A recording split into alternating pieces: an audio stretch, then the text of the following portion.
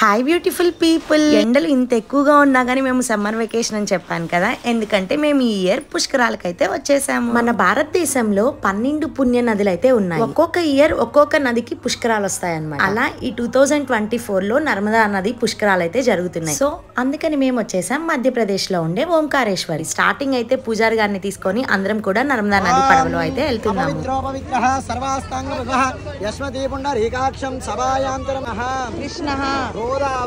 गोदावरी नर्मदः पुण्यः ओम केशवाय नमः नारायणाय नमः ओम माधवाय नमः। పుష్కర స్నానం చేసే ముందు పూజారి గారితో ఇలా సంకల్పం చెప్పించుకొని మన పుష్కర స్నానం గాని చేసామంటే చాలా మంచిదంట. బృహస్పతి ఒక్కొక్క సంవత్సరం ఒక్కొక్క రాశిలో తిరుగుతుంటాడు. బృహస్పతి ఏ రాశిలోకి ప్రవేశిస్తే ఆ నదికి పుష్కరాలు వస్తాయి. అలా ఈ 2024 లో నర్మదా నది పుష్కరాలు అయితే వచ్చాయి. పుష్కరాల గురించి మోర్ డీటెయిల్స్ మీతో షేర్ చేస్తాను.